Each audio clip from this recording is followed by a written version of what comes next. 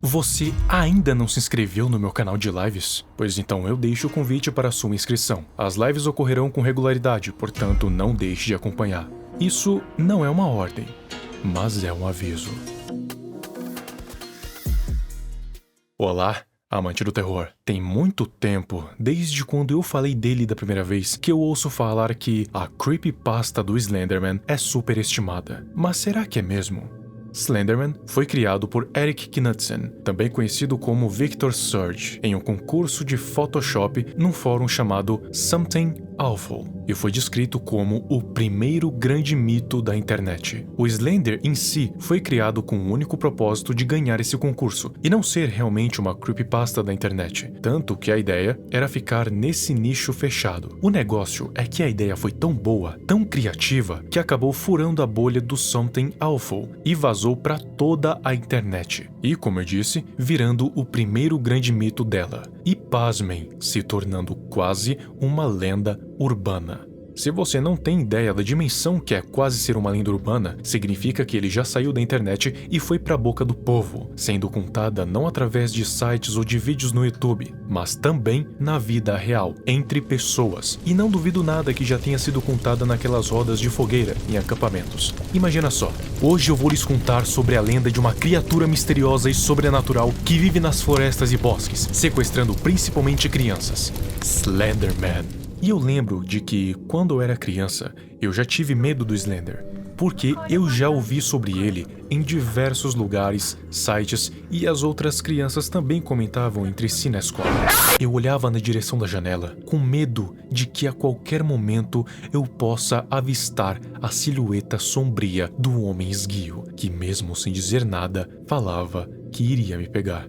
Felizmente nunca aconteceu nada, até porque é só uma lenda, que antes era uma creepypasta, que antes eram só montagens feitas no Photoshop. Slenderman teve direito até a jogos próprios, alguns bons, outros incríveis e outros nem tanto assim. Mas mesmo nem todos os jogos sendo bons, ainda assim teve muitos, e considerando sua proposta inicial, isso é um tanto incrível. Porém, já aconteceu uma atrocidade alguns anos atrás, envolvendo duas garotas de 12 anos esfaqueando uma terceira. O nome das garotas era Anissa Weier e Morgan Geiger, e a vítima era Peyton Leutner. Elas disseram que foram meio que coagidas pela figura a esfaquear a sua melhor amiga, e Anissa dizia ao entrevistador que não queria fazer isso, mas ficou com medo do que aconteceria caso não fizesse. Felizmente, Peyton sobreviveu para contar a história, aparentemente sem nenhuma sequela. É muito bizarro pensar que algo que era para ser somente uma brincadeira tomou proporções tão avassaladoras assim. Isso mostra o poder que a internet já tinha naquela época. Imagina se algo assim fosse criado nos dias atuais.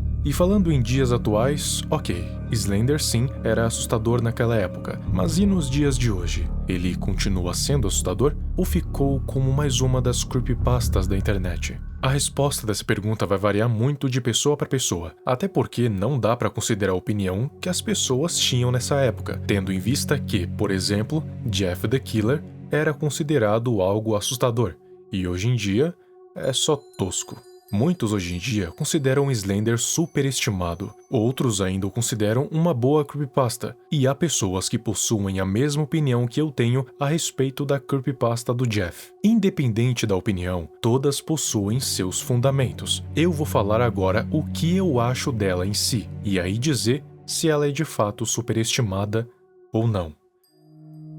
Ele não possui nome, história, objetivo, razão ou motivação, então meio que falar sobre a lore do Slenderman é um tanto difícil, até porque simplesmente não existe. Até tentaram inventar dizendo que ele é um ser do espaço, de outra dimensão, um tipo de deus primordial e que sempre esteve aqui desde o início da humanidade, mas fundamentalmente, Slender é uma criatura que não possui origem ou fim. Mas isso não necessariamente é ruim. Na verdade, acredito que isso seja algo conceitual, considerando que o Slender não foi criado para ser visto, e sim para ser encontrado. Ele é um mistério, e como tal, ninguém sabe nada sobre ele até que se descubra, mas acredito que não tenha nada para descobrir. Afinal, o criador original, Eric Knudsen, não o criou para esta finalidade. Mas por mais que não tenha uma origem, ainda assim tem coisas sobre ele. A lenda diz que Slenderman é um ser que vive em florestas e bosques. Ele nunca é visto. Os únicos que podem vê-lo são aqueles que já estão marcados, aqueles que ele quer que o vejam,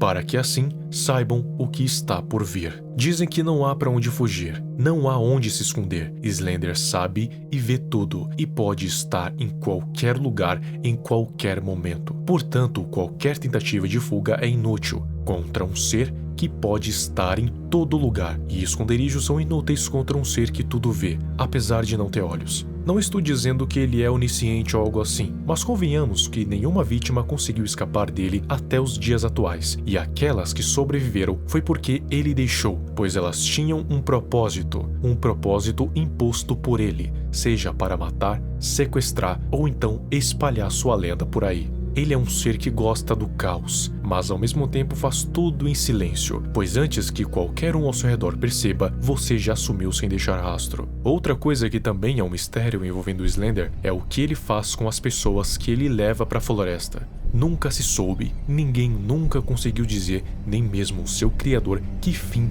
essas pobres almas tiveram.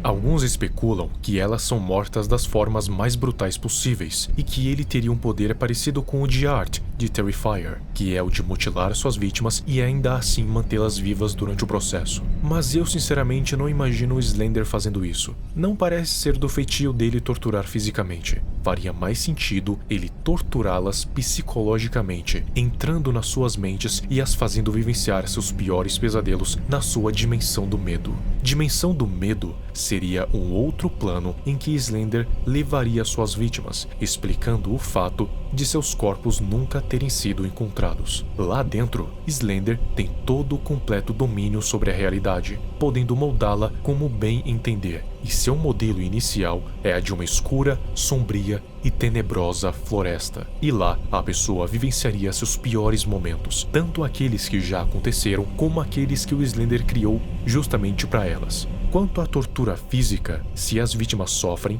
não seria diretamente pelo Slender, e sim por algum proxy. As vítimas preferidas do Slender são crianças. Não se sabe exatamente o motivo, talvez pelo mesmo motivo que Pennywise. Seus medos são mais divertidos de se brincar. Porém, apesar de serem preferidas, não são as únicas. Adultos também estão na lista. Fala-se que são suas prediletas porque em grande parte das fotos que lhe aparece, há crianças nelas, e nos relatos de desaparecimento, grande parte dos desaparecidos são crianças. Por exemplo, naquele depoimento do Thomas, cuja filha ficou desaparecida, e no fim, acabou sendo levado pelo Slender também. I can't sleep! I can't live! You don't know! You don't know! Oh God! Oh God! Thomas, calm down. Ah! It's right there! Release your hand, Foster.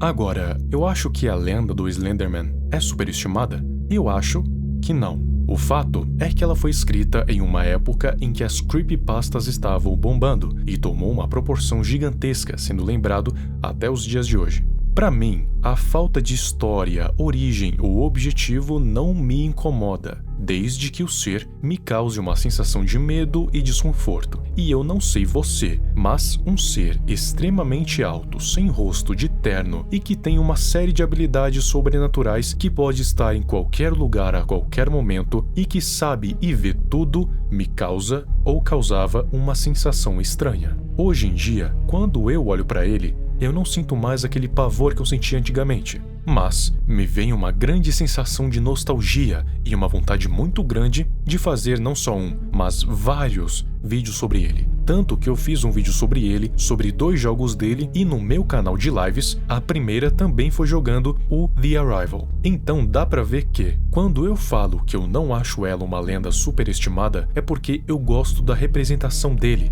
gosto do personagem e principalmente gosto do mistério que o rodeia. Agora, se formos levar para o lado do objetivo, realmente é superestimada, até porque não há como achar uma motivação decente para um ser desses querer sequestrar pessoas aleatoriamente. Até porque não há como achar uma motivação decente para um ser desses se não querer ter diversão. E convenhamos que hoje essa motivação está um pouco clichê, coisa que não era na época. Dito isso, e você? Acha que a creepypasta do Slender é superestimada? Acha que é boa? Ou acha que possui pontos fortes e fracos? Eu, sinceramente, acho que está entre as melhores que foram criadas nessa época, e até hoje em dia.